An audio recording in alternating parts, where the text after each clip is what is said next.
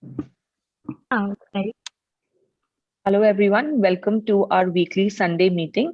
This is the 89th consecutive DMA IMA NDB Meet on all things COVID. We have with us Dr. Nidhi Dhawan, who is the Associate Medical Director of ENT and Head of Safety Committee in Shrop's Charity Eye Hospital, Daryaganj. So she has taken over these sessions and she has been enlightening us about all things COVID and everything related to that. So we've even touched upon inflammation. Today we are going to be talking about a very, very important topic. And this is something that we have been discussing on this platform quite a bit.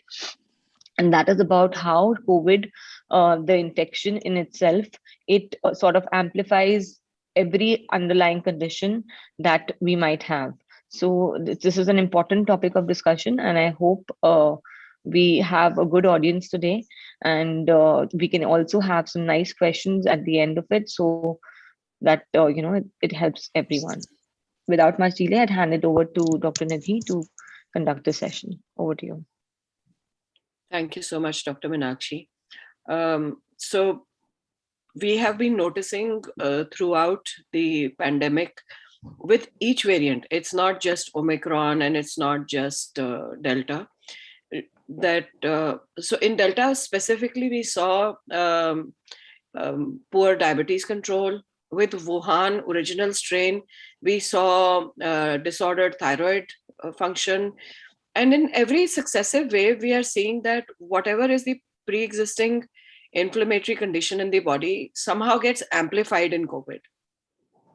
Also, these are the conditions which kind of show up as a part of the symptomatology of long COVID. And interestingly, there was a study done in Israel, I think in December 2021. It was a long drawn out study, and they came to a very interesting conclusion. And we'll examine that also. The conclusion was that, and everybody who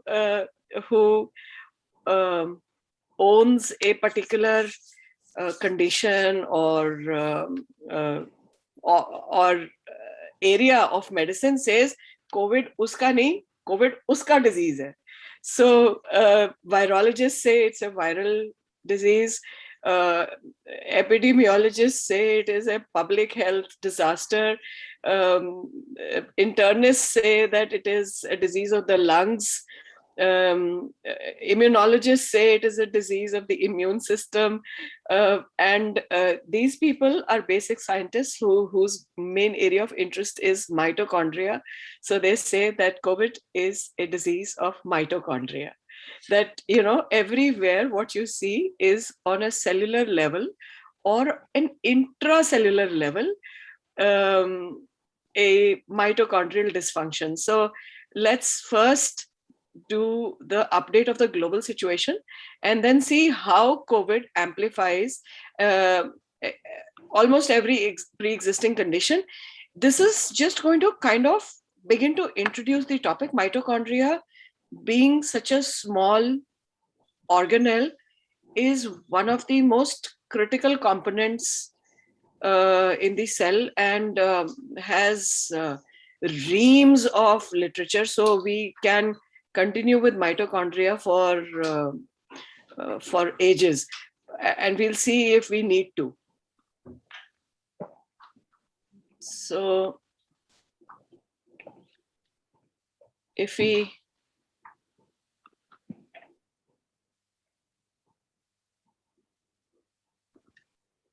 all right, so here we go. So we'll update the COVID situation as we always do, and then we will come to the topic of the week.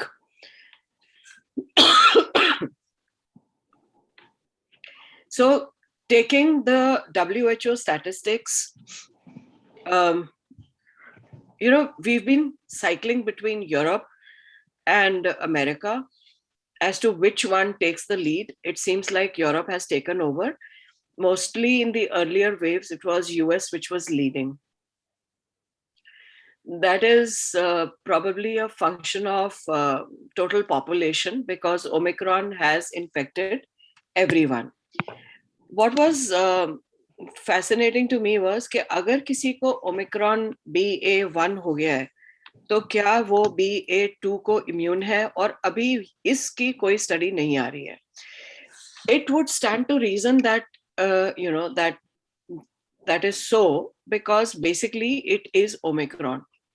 So the immune signature is the same, even though the mutations are slightly farther ranging. Southeast Asia always follows the curve, but when India has had its peaks, this purple zone has gone up. And if you look at Africa, you can barely see that blue thing in the bottom. Something that we have been discussing from the start. That's despite Africa's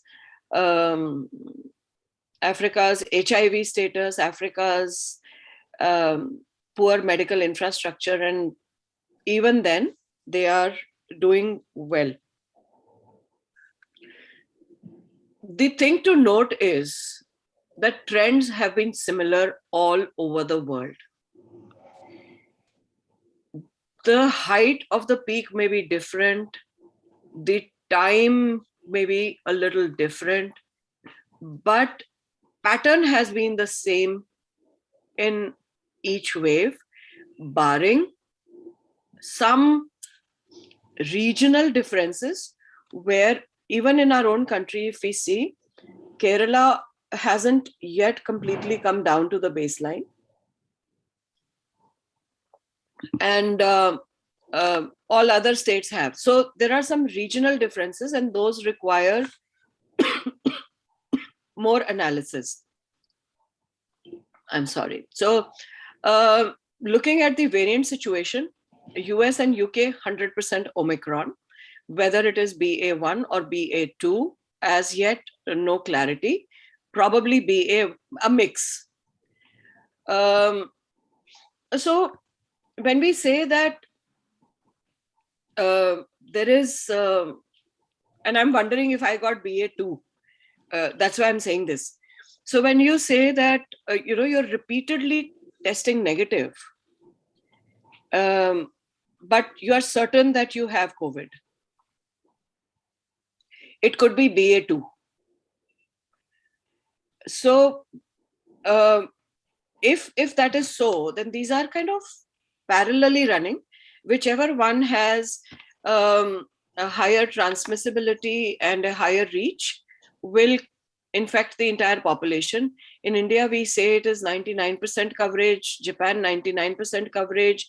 Africa, if you see, has started now coming down.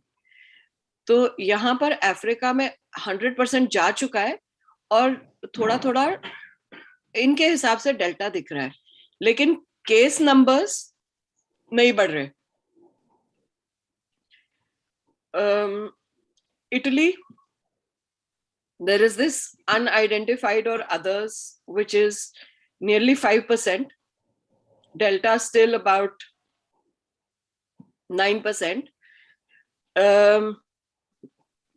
Last week, Denmark has also lifted all COVID protocols.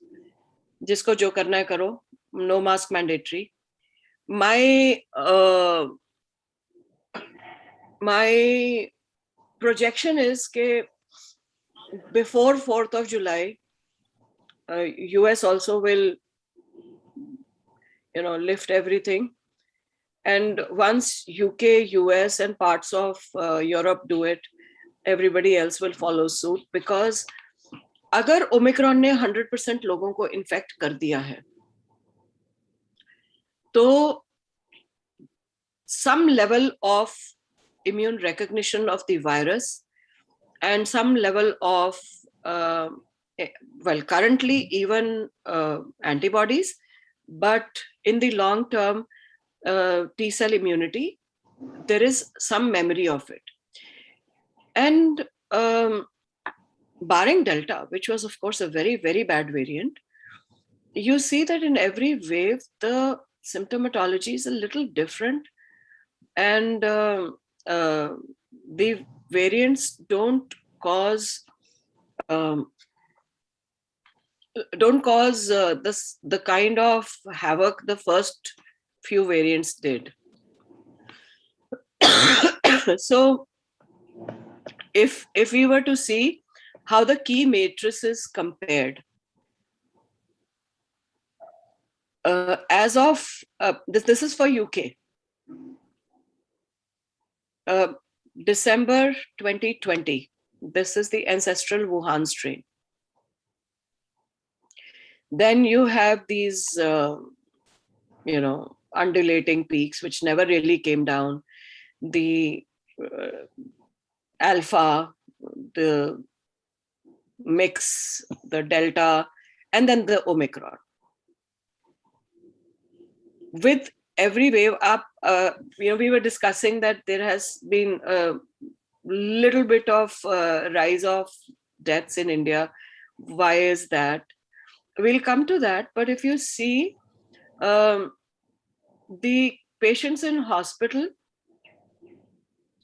UK had this hitting around 50% in Omicron, whereas in the other waves, they were doing a little better. Ventilated patients went down, confirmed deaths went down. And this might be a feature of how the medical systems operate. So in US, if you get COVID and you don't get admitted to a hospital, you don't get reimbursed for your treatment. So even if the disease is mild, they have to show admission in order to get reimbursement. Messed up system, but that's how their system operates. In UK, they have challenges with NHS, but the reach of the NHS is enough for this number to show up in accordance with the peak.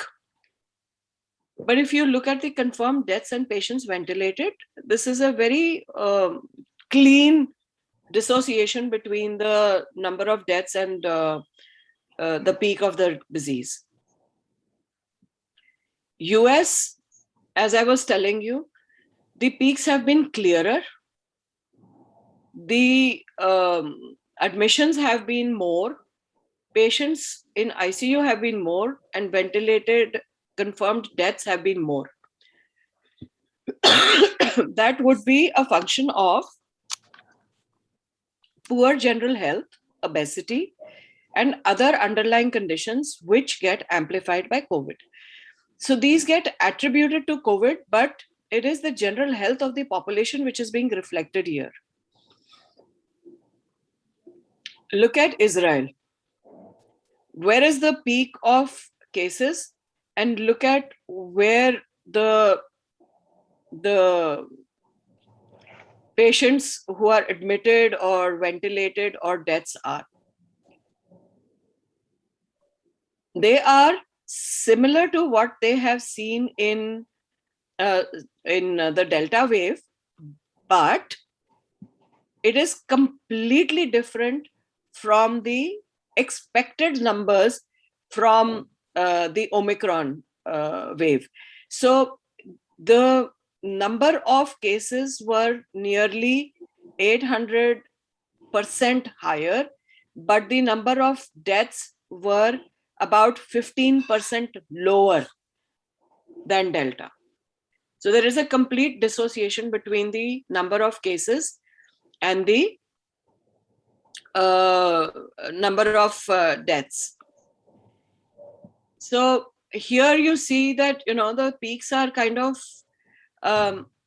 going up, coming down. Here they're not coming down. Here they're still hovering around the 100,000 mark. Their 7-day average still hovering around 200,000 mark. So it did come down, but then it went up again, and now it is again showing that coming down thing. But the hospitalizations are now off, and UK has completely opened up. No test mandatory, no masking needed. maybe too soon, but they say कि अब अगर Omicron ने 100% affect कर ही लिया है तो अब और किस चीज के लिए ये सब मैंडेट्स रखनी है? US has gone up and clearly come down. They are now less than the 7-day average, and the trend is towards the baseline. The CDC and the US government communications now say that they are expecting definitely to declare the pandemic over by the summer. But as I say, nobody has the crystal ball on this, and we don't know how it is going to emerge. It is very probable that with Omicron having infected almost everyone, that really may be the scenario, and sooner than the summer perhaps. South Africa went up, came down, थोड़ा सा अभी भी baseline से ऊपर है, baseline delta के बाद आ गई थी, but that may be because it's still there, the virus is still circulating. So the pandemic may be over, but COVID is not. What we discussed last time. In India, we were assuming that around the end of December, our Omicron wave had started. Then we hit nearly the peak of our Delta variant. We had hit the peak of around 400,000 plus, and we were about 350,000 plus in January. But now if you see, as of 4th of February, the numbers are nearly half of that and going down. So from the 7-day average of nearly 200,000, we have new cases nearly 100,000 and going down. Very clearly seen in this. The daily positivity rates in Delhi have fallen below 5%, which is when they kind of declare it green, but they should be vigilant. So they say green with vigilant. And the active case trajectory is significantly coming down. What I've been emphasizing in the past is that if you see the active case trajectory, the day the peak is hit and the number of new cases starts going down, because it's a shorter course, the active cases will start coming down because recovery is faster.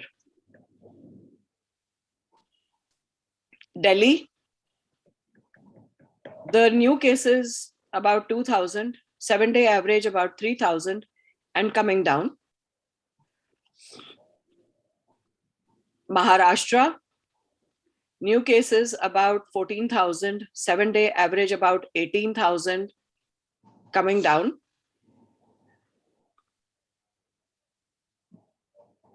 Uttar Pradesh, new cases around 4,000, 7-day average around 6,000 coming down. And you see the nature of the peak. It goes up sharply, comes down equally sharply. And Kerala. In this period, Kerala never really came down. But here you see, it is showing a significant trend towards coming down. How this one plays out, whether it plays out sharply like this, following the Farr's law, or it plays out like this, we don't know yet, but it looks like Kerala has also started its journey to declaring it over.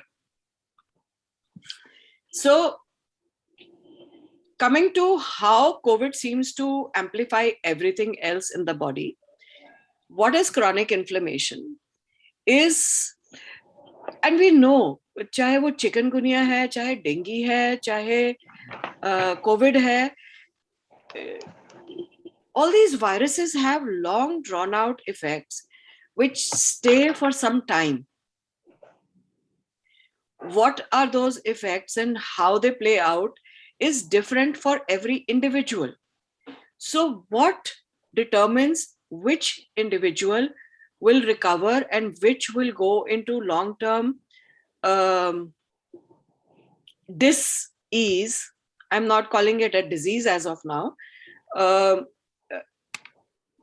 are interesting studies now being undertaken to join the dots and come to the conclusion कि वो final common pathway है क्या? Is it platelets? Is it serotonin? Is it histamine? Is it IL-6? Is it nuclear factor kappa beta? Where does that final pathway start, which results in long drawn out problems? So chronic inflammation has a whole spectrum of things, affects almost every system in the body. It can present as chronic fatigue, it can present as myalgias and arthralgias, it can present as GI disorders, like simple ones like acidity, heartburn and reflux, bloating, constipation or diarrhea, and even underlying immune diseases, skin rashes. Central nervous system disorders are very common in chronic inflammation, including neurologic diseases like Parkinson's and multiple sclerosis. But depression, anxiety, mood fluctuations, weight gain or weight loss, sleep disturbances.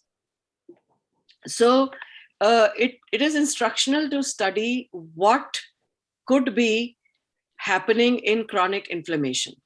What are these cells that, so in an acute inflammatory response, it is the neutrophils that get kicked in.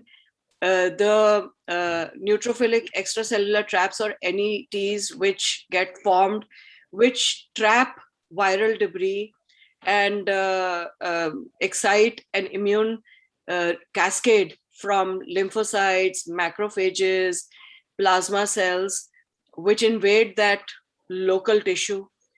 The tissue destruction by these cells and the connecting link between the innate immunity and the adaptive immunity, the dendritic cells, which then can excite monocytes to behave in a certain way, whether it is appropriate or inappropriate, determines whether this will be resolving acute inflammation or ongoing chronic inflammation. So it looks like the IL-2, TNF alpha, and interferon gamma, along with the nuclear factor kappa beta pathway, are persistently or inappropriately staying active.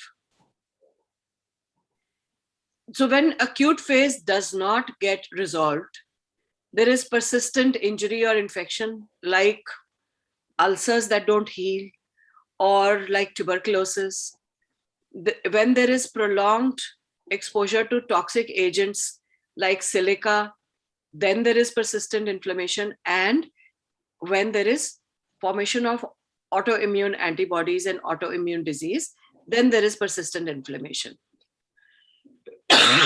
So mediators of chronic inflammatory pathways seem to be TNF alpha, IL-1 and IL-6, the CCL2 and CXCL8. If you remember, we were saying that this is what causes persistence of the HIV-like inflammation.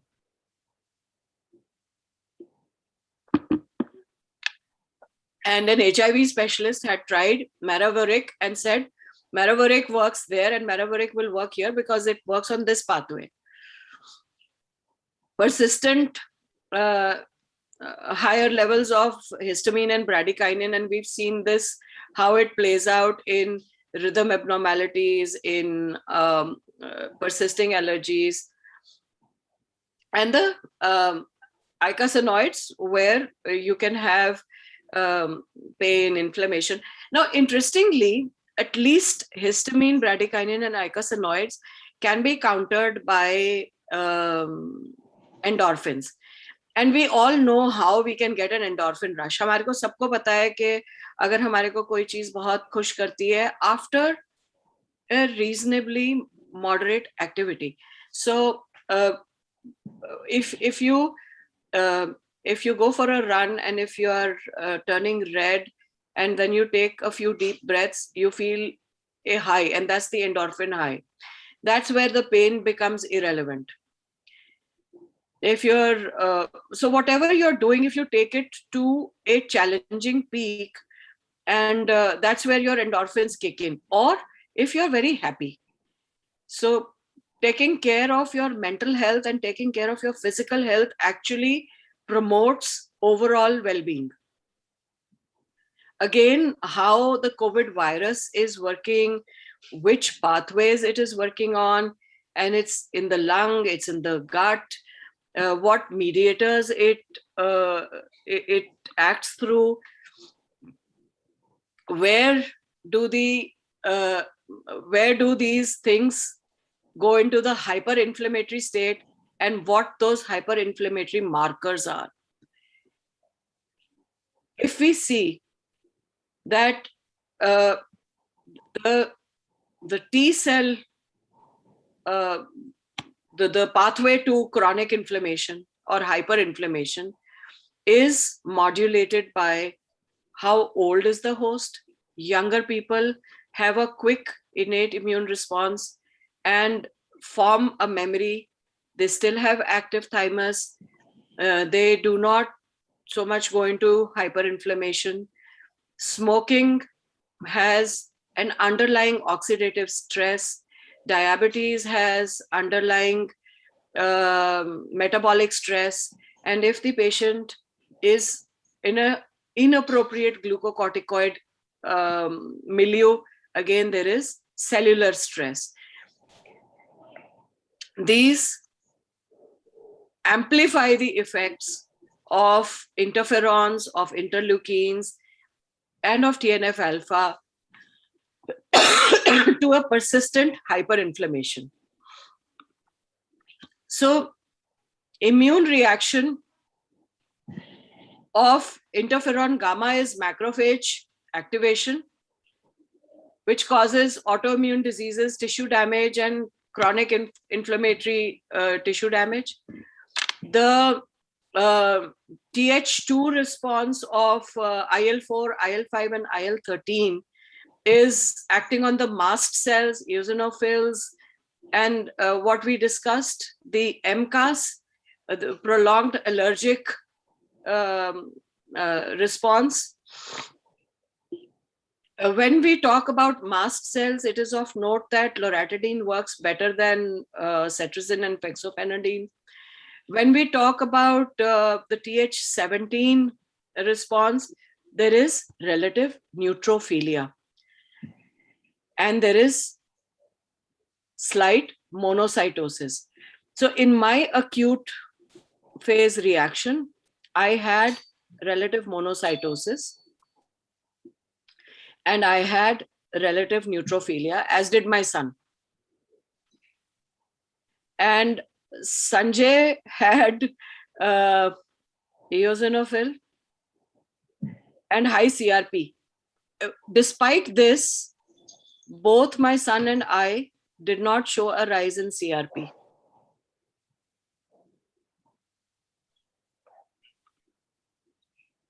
Were you taking colchicine? Sanjay took colchicine.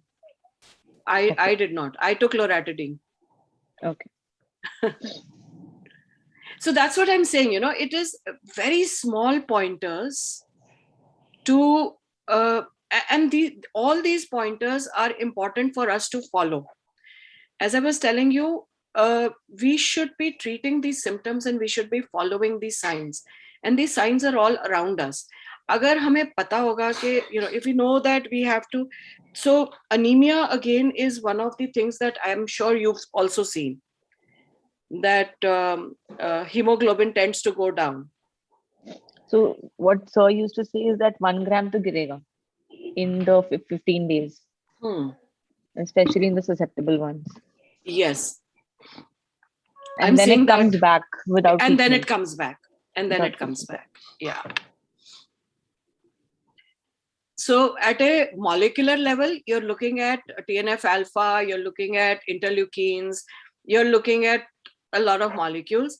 At a cellular level, you're looking at dendritic cells, you're looking at monocytes, and you're looking at macrophages. And this is how the innate response is going into an adaptive response, which will either settle down to a memory which allows the body to react to the next trigger, or will persist into a chronic inflammatory state. So this is इसको तो मैं यहाँ से हटा दूं अभी. We'll come to that. So this is how they say that SARS-CoV-2 is actually a mitochondrial disease, and how is it affecting the lifestyle and aging of the population is what they have studied. They studied mitochondria from the lungs, they studied mitochondria from the blood, and they found, interestingly, that the mitochondrial dysfunction was more pronounced in the blood than in the lungs.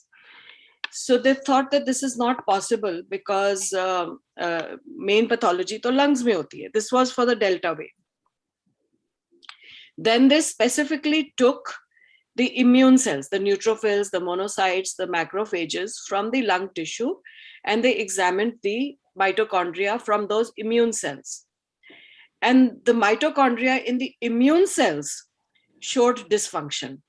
So they said, okay, so this proves that it is an immune disease affecting mitochondrial function, which is the powerhouse of the cell and which regulates a lot of energy needs of the cell. So all the oxidative damage that you see, all the, and they said that this moves the body towards glycolysis and hyperglycemia, which is what we observed in the Delta wave. Going by that, Omicron के साथ तो हमें hypoglycemia observe हो रहा है. So, everything is so intricate and nuanced that several pathways are getting activated. The common molecular pathway is still fascinating, and basic scientists are collaborating with clinicians to understand what is going on in the body. So they said it's the immune cells from COVID-19 patients that display compromised mitochondrial nuclear expression, co-regulation, and rewire the body towards glycolysis and hyperglycemia. So what is really the role of mitochondria? Mitochondria are the powerhouse of the cell, but they are significantly involved in telomeric health, in longevity, calcium homeostasis, regulation of innate immunity, programmed cell death, and stem cell regulation. So if you have healthy mitochondria, then you have good health and you are able to live longer and live healthily. Mitochondria, interestingly, come from the mother. So there is there's a joke that if you want good mitochondrial health, choose a good mother who has good mitochondrial health. But that apart, there are some ways in which you can improve your mitochondrial health. This diagram we've all made in our MBBS days. And it's not just about ATP. So mitochondria do a lot of things.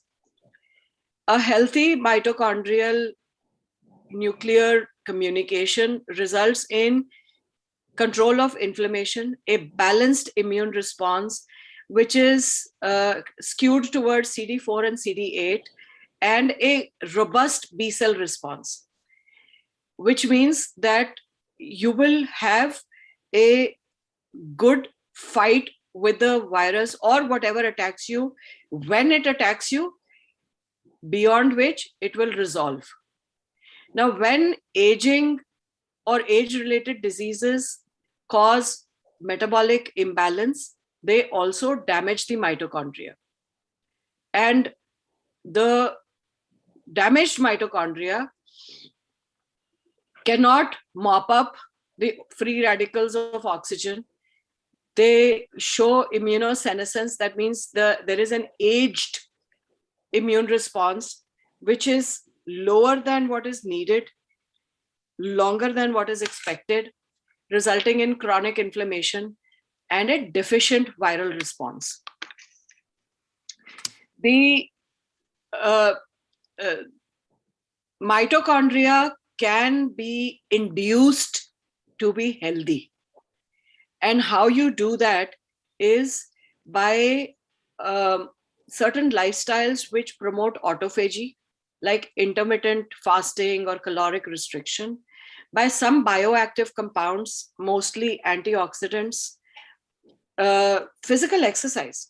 So if you exercise and improve your oxygen uptake, that is happening at a mitochondrial level. And some supplements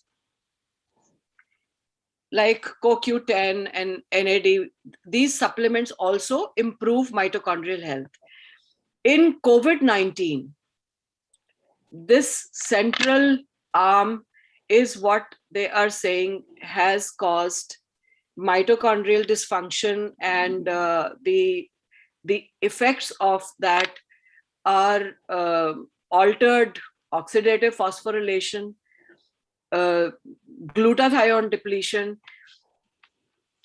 elevated mitochondrial free radicals, mitochondrial DNA damage, and possibly because mitochondrial ribosomes may be the site of viral replication, possibly increased viral replication, which means that your immunity to viruses, or particularly COVID virus, is impaired. That may be the reason why some people get sick and some don't. If this inflammation and this immune activity persists longer, the cell that has damaged mitochondria will, by autophagy, die, release the intracellular components, which are markers of a trigger, which will release some pathogen associated and damage associated molecular patterns, the PAMPs and the DAMPs, which are then activating the TLR and the NLRP pathways. So कहाँ से कौन सा trigger किस pathway पर जा रहा है, कहाँ पहुंच के क्या काम कर रहा है, if we look at how, I mean, our body is a very busy place. So many viruses, including SARS-CoV, hijack the immune metabolic system. And this is, inflammasome is from the NLRP.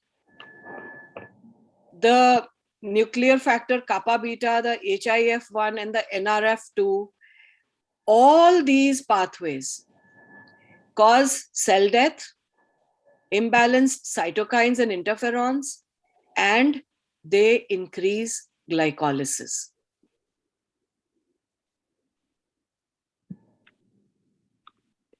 So if you have a we discussed hormesis also some time ago, but if you have a non-hormetic lifestyle, that means if you do not trigger your body to act and it does not respond to a trigger, then adipose tissue will be more, muscle tissue will be less. There needs to be a balance of the two. So over exercising also tends to create this imbalance. The anti-inflammatory, antioxidant molecules in the body help to stay in hormesis. Hormesis is when, whenever there is a trigger, there is a biphasic or a triphasic response to that trigger. And initially, you will notice that the body's response is magnified and then gradually falls and then might rise again to a point of no further returns or diminishing returns.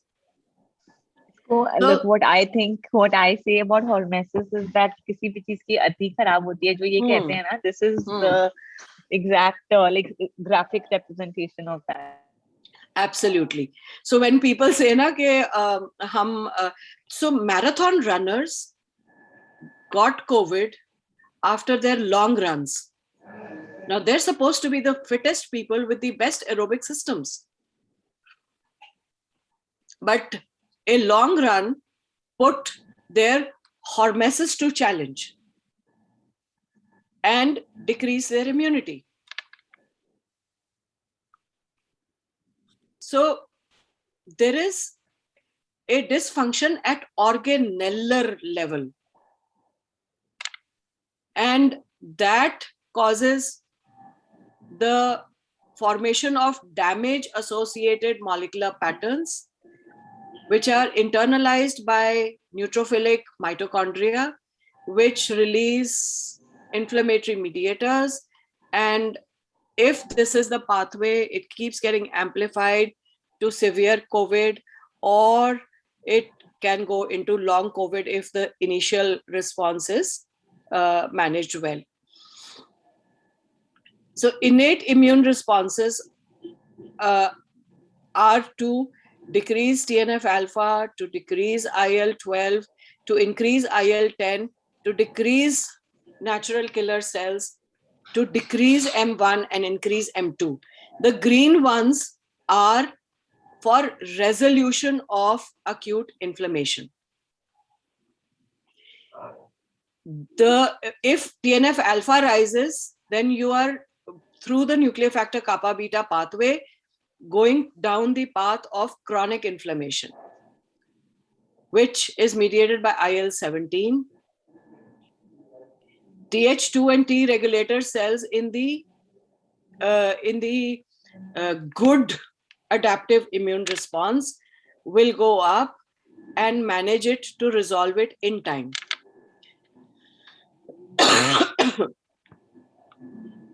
So is mitochondria really that final connecting link? Mitochondria may be associated, mitochondrial dysfunction may be associated with gut microbiota dysbiosis. They may be associated with platelet dysfunction. They may be associated with what we are seeing in the rise of ferritin. They definitely are involved in chronic inflammation, and they may be promoting the hypercoagulability of COVID.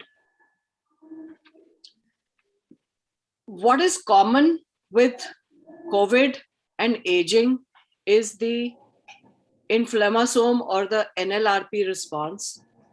It looks like mitochondrial dysfunction might be what is causing the chronic effects of COVID. Moderate exercise improves mitochondrial health, it improves insulin sensitivity, and it improves longevity. There are several studies which say that if you follow what we call a pace model of exercise, which is progressive, accelerated cardiopulmonary endurance pace, that if you exercise for, say, even 10 minutes, the first 2 minutes should be at a comfortable pace. Then you increase your pace so that your heart rate goes up moderately. Then you give it a break and come back down. And then you increase it to higher than the second phase of your exercise, and then come down again. So you progressively overload your cardiopulmonary system and keep taking rest in between before the next progression. And that has maximal effect in managing blood sugar, in managing insulin sensitivity, in managing inflammation, in creating endorphin rush. So a 10-minute exercise which is done to the pace protocol is equivalent or more productive than a 1 hour exercise which is done on a sustained effort. It probably gives the body the signal that, you know, it's not being pushed, that we are taking care of it. हमने उसको push किया, फिर हम वापस आ गए. So we are giving it time to recover, so the body doesn't have to be in crisis all the time. This is training and not pushing into crisis. So how can you improve your mitochondrial function? This is something that, I mean, most of the things, except for picking the right mother, that you have to do at a soul level, but most of these things can be done actively. So you can optimize your nutrition. Don't eat junk food. Don't eat sugar. So, you know, sugar is more addicting than cocaine. And the only way to stop eating sugar is to say, I will not eat sugar. Because incidentally, we बहुत sugar जाती है. And that's not saying don't eat carbohydrates. That's only saying don't eat sugar. Up your antioxidant intake, build muscle mass to the optimal level. A lot of bodybuilders have died prematurely because their muscle mass has been so high that the cardiopulmonary system could not keep up with it. There are some supplements which help to improve mitochondrial health. As I said, CoQ10, NAD, glutathione, these are all supplements which help to maintain mitochondrial function. Diseases of mitochondrial dysfunction are early aging, diabetes, Parkinson's, Alzheimer's, chronic fatigue syndrome, migraine, and early onset dementias. So what is the call to action? If you know that moderate activity, good nutrition, and good sleep, and we have been harping blind on this, we have been crying hoarse on this, कि अगर आपको हर तरीके से अपनी health को promote करना है तो उसके 3 पैर हैं. There is a tripod that will give you good health. That tripod is moderate activity, good nutrition, and good sleep. And everything else should be built around this tripod. I think I'll stop here and we can take questions.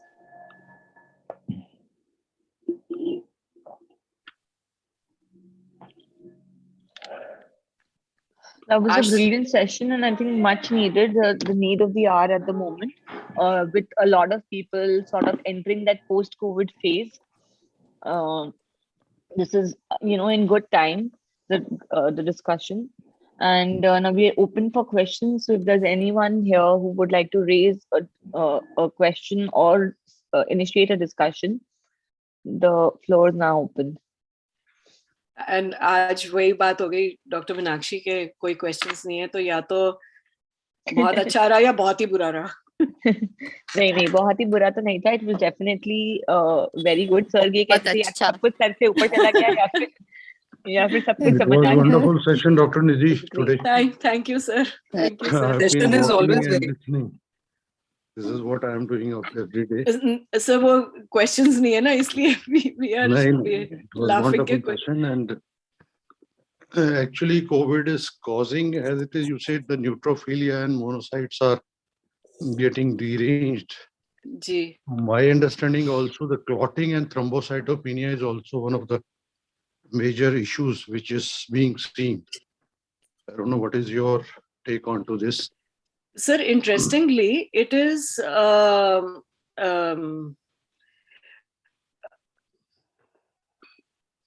interestingly, what I feel is कि thrombocytopenia के बावजूद mean platelet volume is rising, which means that they are inappropriately immune activated platelets.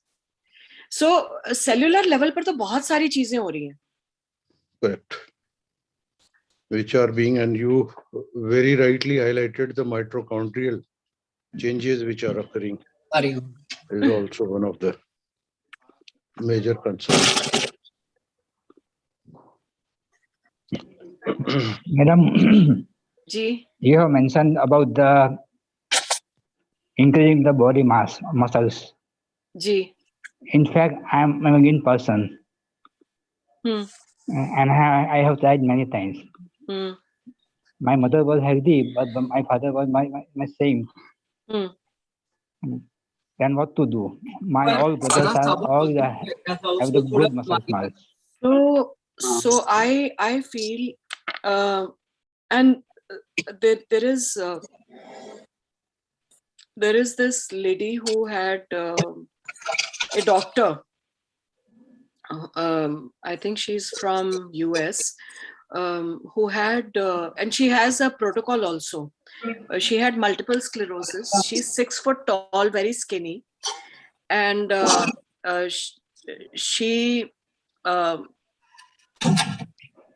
the one who's given, what is it called? I think TAL protocol. I'll put it in our group.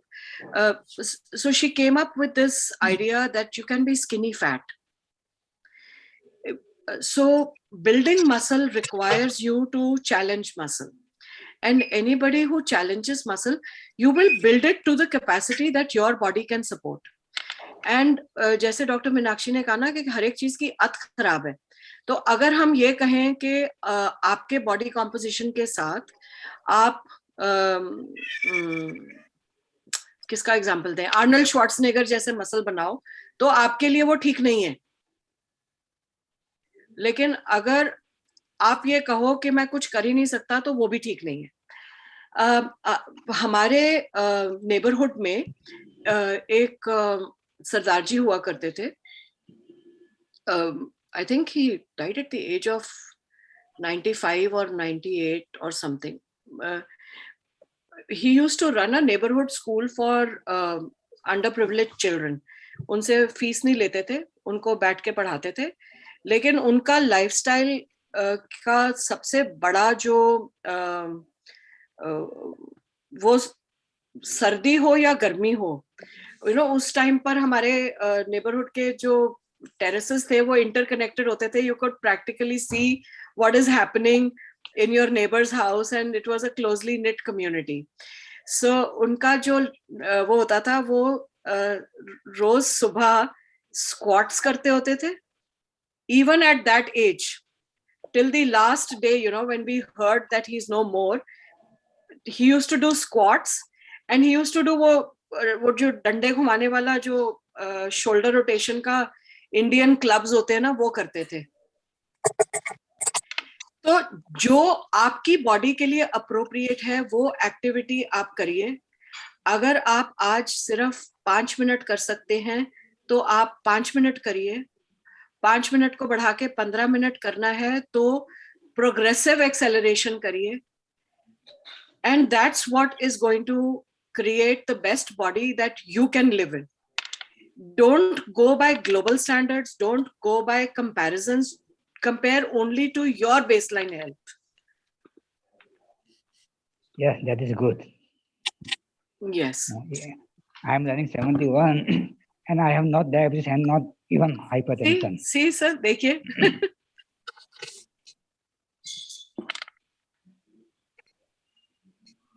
So there are a few questions in the chat box. Any changes in treatment for uncomplicated COVID? I don't think so. You think so, Meenakshi? As we said, COVID is COVID. So following the symptoms and the signs, that's what we are doing. And that's pretty much what's required, I think. ये भी पहले भी यही कर रहे थे, अभी भी यही कर रहे हैं. So I don't think there are any changes. Yeah. There's another one by Dr. Sumita asking how 10 minutes workout is better than sustained 1 hour exercise. Okay, so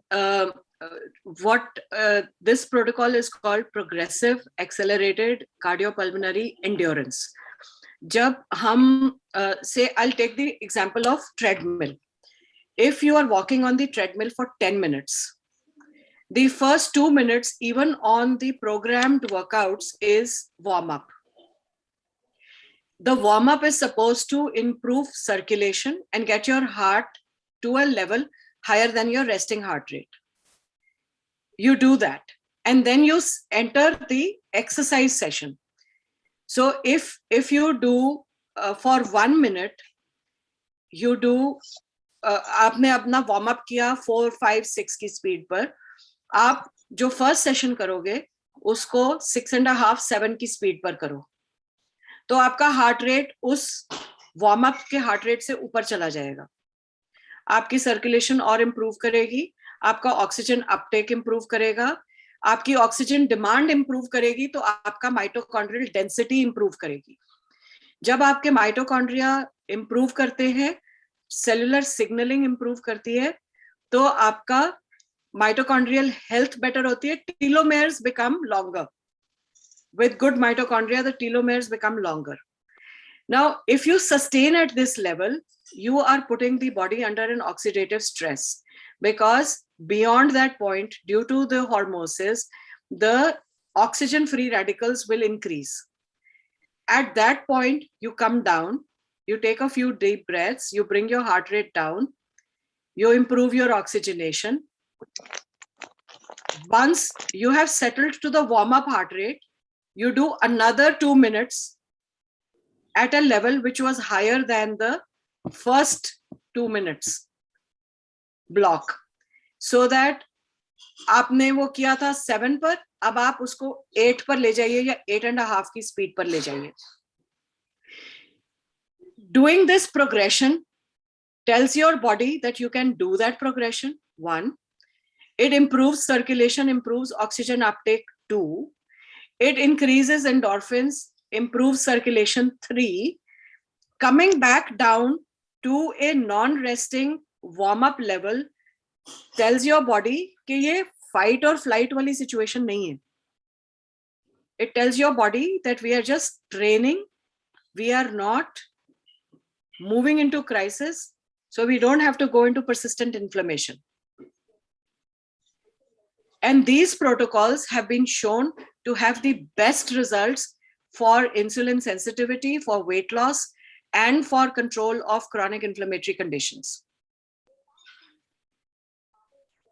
I think that is how the staircase also works. कि आप जब ऊपर जाते हैं तो आप अपने cardiopulmonary system को टैक्स करते हैं, जब आप नीचे जाते हैं तो आप रिलैक्स कर रहे हैं.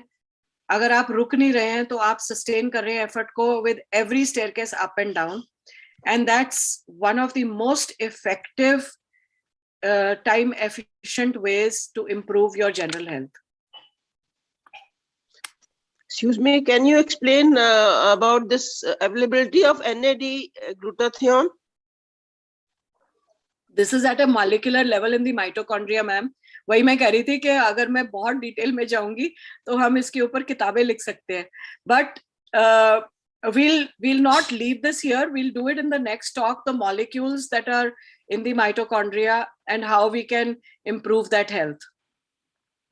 And what about this thymosin alpha we have been advising for monocytosis? Thymosin alpha is not for monocytosis. It is for exhausted lymphopenia. Okay. Then how do you give it doses and all? For lymphopenia, what is the dose? Ma'am यहाँ पर live पर नहीं, वो बाद में बात करते हैं. Okay. But yes, it is for exhausted lymphopenia. It's not for monocytosis. आप पोस्ट कर देना. जी.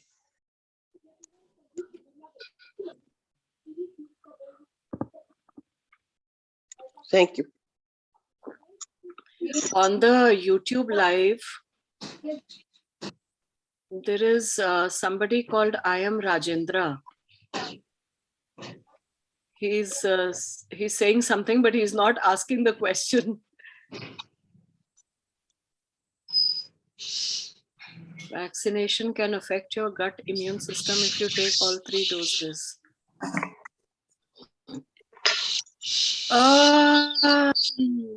No.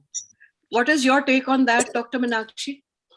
Can you come back with the question? The question is that taking all 3 doses of vaccine affects your gut microbiota. No.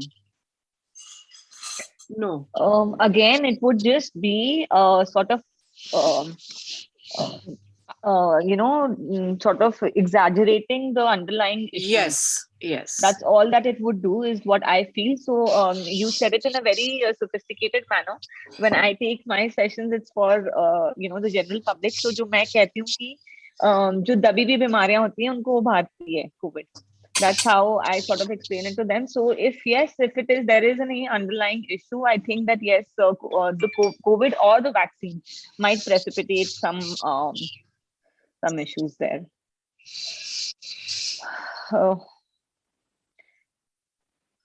We started off this session talking about some deaths, and unfortunately during our session we've lost a very eminent member. Lata Mangeshkar has lost her life to COVID. She had contracted COVID. I don't think that was the cause of death though. Yes, just a moment of silence for her, and then we'll probably call it a day. Yeah, I think so, yes.